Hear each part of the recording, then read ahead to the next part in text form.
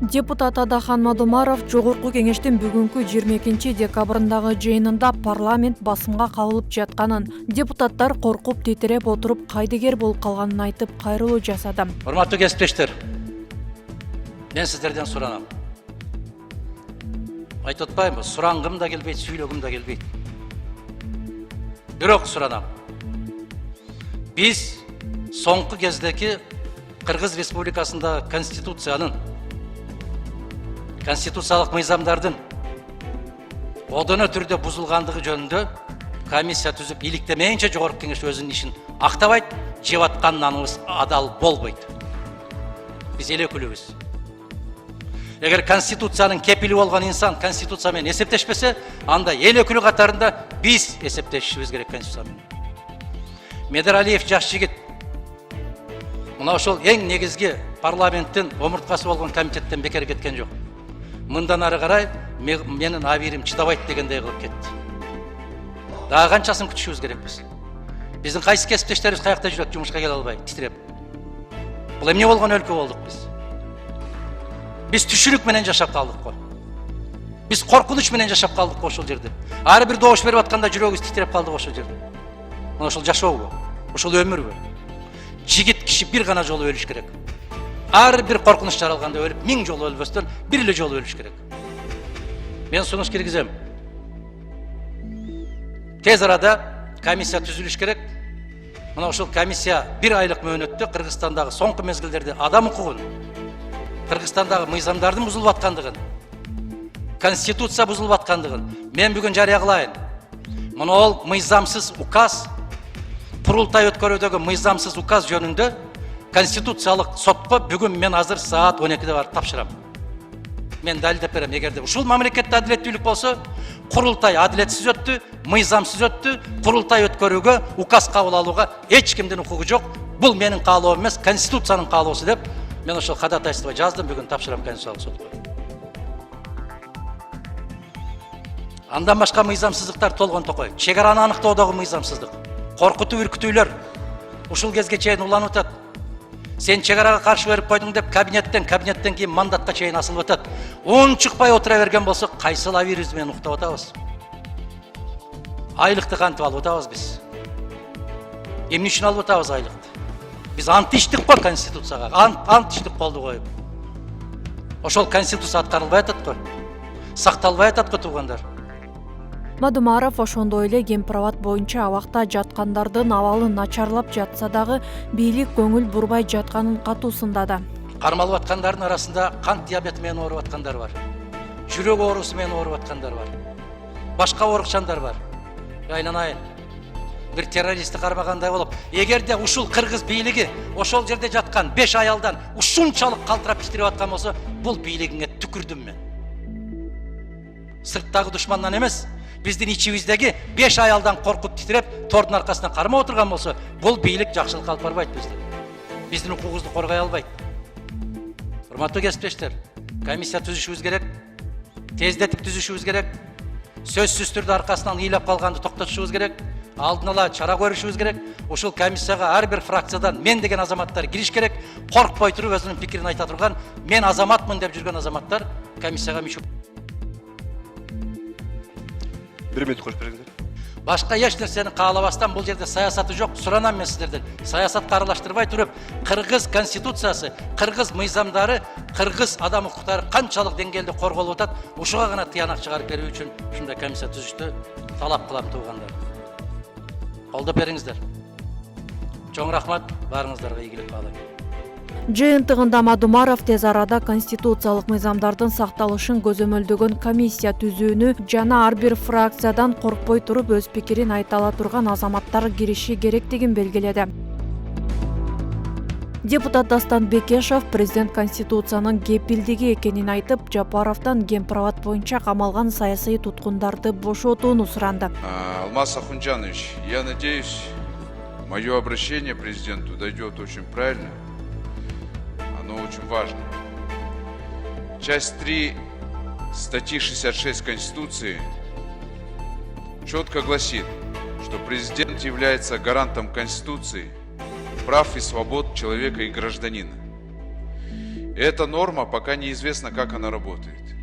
Единственный раз она работала в отношении бывшего министра здравоохранения, когда создавалась рабочая группа по возбужденным уголовным делам в отношении экс-министра здравоохранения. Неоднократно граждане обращаются в адрес президента защитить их от судебного произвола, от произвола правоохранительных органов. Ранее, когда этой нормы в Конституции не было, президенты всегда говорили, что пусть сам решает суд, пусть решают правоохранительные органы. Я не могу вмешиваться в следственные и судебные органы. Это правильно. Но мы же знаем всегда, что судебные органы и следственные органы, они слушают и слышат, что скажет им сверху. И даже сегодня, если президент говорит, что пусть решает суд, то все равно судьи и следственные органы опять же будут смотреть, что скажет президент. Сейчас по так называемому Кемпирабадскому делу в СИЗО содержатся ни в чем не повинные люди. Я хотел бы акцентировать внимание больше на женщинах. Сегодня Адахан Кимсанбаевич уже сказал о них. Если их вина есть, то почему более 2 месяцев не ведется следствие? Давайте для того, чтобы друг друга не обвинять, покажем тогда, какие есть доказательства по общественной телерадиокорпорации. По телевидению покажем. Пусть все в прямом эфире увидят все эти доказательства. Но этих доказательств нет, поэтому и нету даже следственных действий нету. Никого не вызывают на допросы. Просто 2 месяца лежат вот люди в СИЗО. Для этого ли СИЗО создано было? Для этого ли налоги платятся гражданам, чтобы просто так ни в чем не видные люди лежали там? Чтобы государство их кормило? Я попросил бы вот норму этой Конституции все-таки реализовать.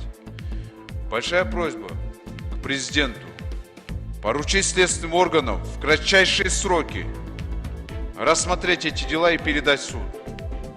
А до Нового года рассмотреть обращения граждан, именно содержащихся там в СИЗО, чтобы их отпустили хотя бы под домашний арест. У них не было ни в мыслях захватывать власть, не было подготовки, никто из них не покупал оружие, не собирал людей, не договаривался с кем-либо. Они даже не шли к резиденции, чтобы там к заборам не шли. Не было таких действий. Я с ними не был, не слышал, что там было, но если бы эти доказательства были бы, уже каждый из нас о них уже слышал. Каждый из нас хотя бы подготовку к захвату власти видел бы, но этого уже не было. Поэтому огромная просьба, если суд решает, если следственный орган решает, то президент может опять же создать рабочую группу и поручить в срочном порядке рассмотреть. Иначе надо вот этих следователей, судей и прокуроров привлечь к ответственности за то, что они просто так держат там людей. И я так понимаю, что это не только те люди, которые обвиняются по Кемпирабадскому делу. Таких СИЗО немало. Поэтому я считаю, что ответственность следственных органов, судебных органов, она тоже должна быть. Нельзя прикрываться просто президентом, прикрываться его поручениями и сидеть тихо. Я считаю, что если они просто сидят и выполняют как чьи-либо приказы, то они тоже должны потом сидеть. А так, большая просьба, раз мы живем в рамках закона или пытаемся жить в рамках закона, большая просьба вот президенту поручить следственным органам в скорейшем порядке рассмотреть это дело и передать в суд. И обратиться в судебный орган для того, чтобы их отпустили под домашний арест. Я надеюсь, что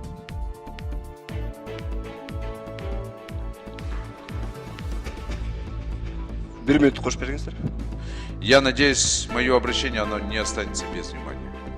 Спасибо. Ал эми Кемпирабад иши боюнча камалгандардын апалары жана жакындары бүгүн дагы акцияга чыгып аларды кое берүүнү талап кылышты. Мекенди сүйгөн кылмыш эмес. Мекенди сүйгөн кылмыш эмес. Мекенди сүйгөн кылмыш эмес. Мекенди сүйгөн кылмыш эмес. Боштондук. Боштондук. Боштондук.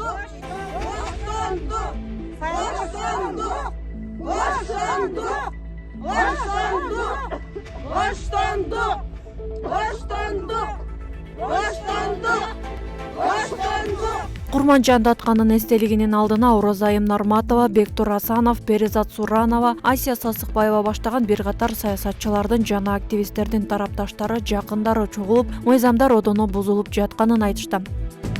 Абактагы активисттерди үй камагына чыгарууну элдик курултайдын Аксакалдар кеңешинин төрагасы Кадыр Кошалиев да суранып бийликке кайрылды.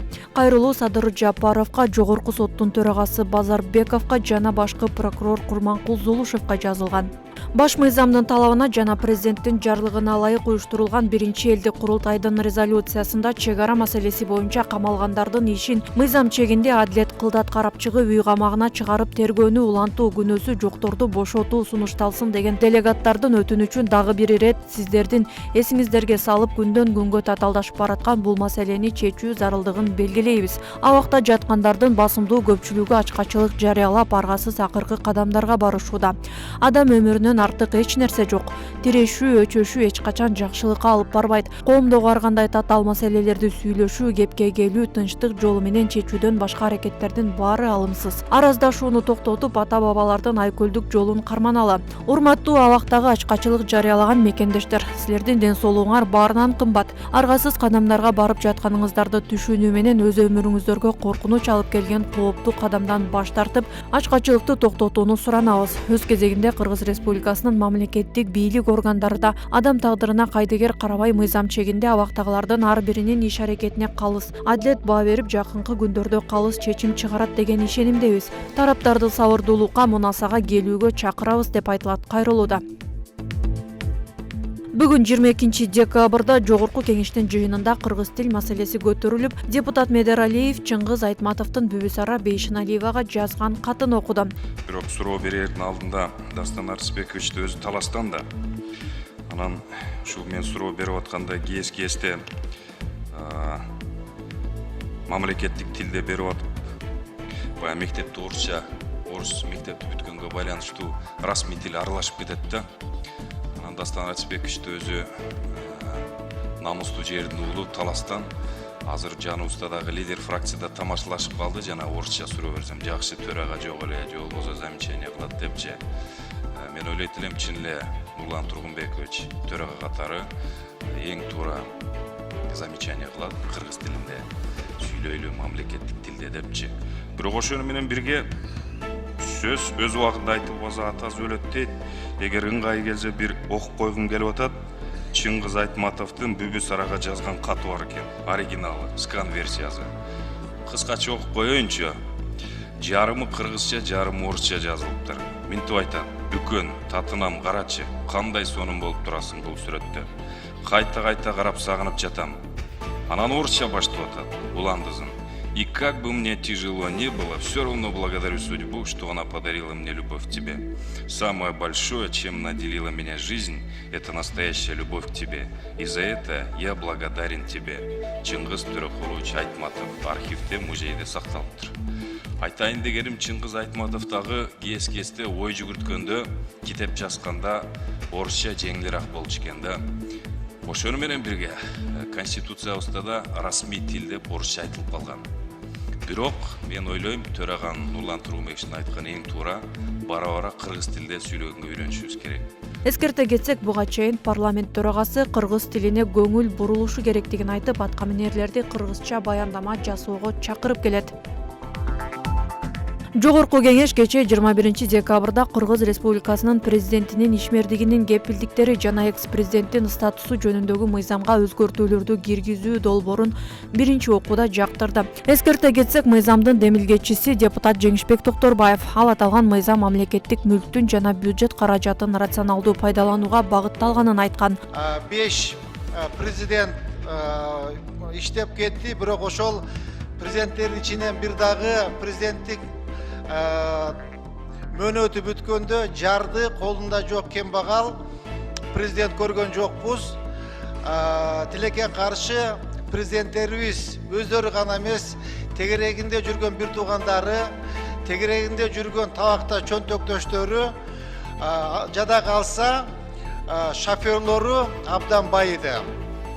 Ошон үчүн урматтуу депутаттар, демилгеленген мыйзамдын долбоору менен биринчи экс-президентке мамлекеттик дачалардын бири өмүр бою пайдаланууга берилет деген ченемди алып салуу сунушталууда.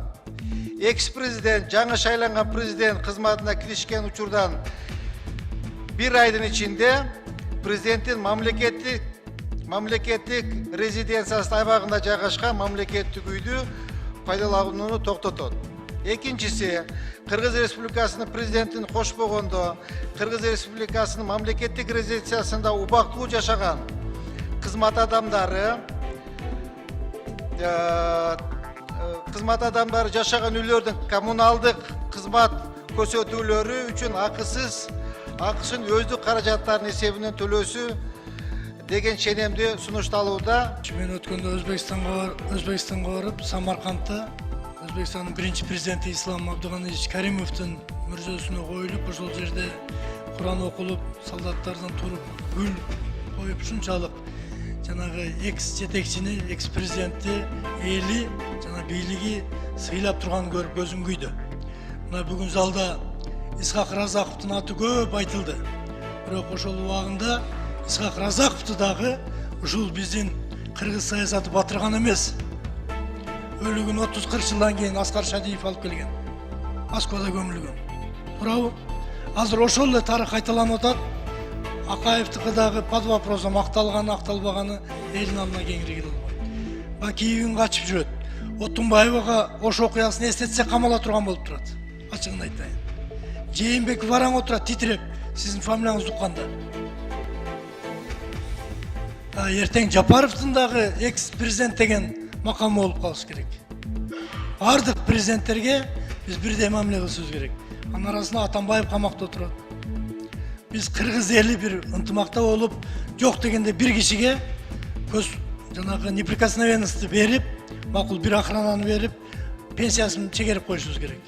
Учурда экс-президенттик макам Сооронбай Жээнбеков менен Роза Отунбаевада гана бар. 2020-жылдын октябрь окуяларынан жабыр тарткандар Сооронбай Жээнбековду экс макамынан ажыратып, жоопко тартууну талап кылып келет. Мыйзамдын автору Жеңишбек Токторбаев дагы Жээнбековдун экс макамын жокко чыгарыш керек деп айтып келет. Бишкекте 37 жаштагы Нурзида Садырбаева 3 эркек балдарды жарык алып келди. Маалыматка ылайык, кымыркайлар Бишкек шаарындагы номер 2-төрөт үйүндө операция жолу менен жарык дүйнөгө келген. Маалым болгондой, учурда эненин жана балдардын абалы канааттандырарлык. Булганган аба иммунитетти түшүрүп, дем алуу органдарын начарлатып, жүрөк жана кан ооруларына себеп болот. Абанын булганышын азайтуу үчүн үйдү жылуулаткыла. Көмүрдүн чыгымын азайтуу үчүн көпкө күйүүчү мештерди орнотуңуз. Текстиль калдыктарын дөңгөлөктөрдү жана таштандыларды өрттөбөгүлө. Жылытууну кыскартуу үчүн унааларды гараждарга калтырып, уна жууркандарын же мотор жылыткычтарын колдонуңуз. Абаны текшерип тургула. Тиешелүү кызматка кайрылгыла. Таза аба менен дем алууга кадамдарды жасаңыз.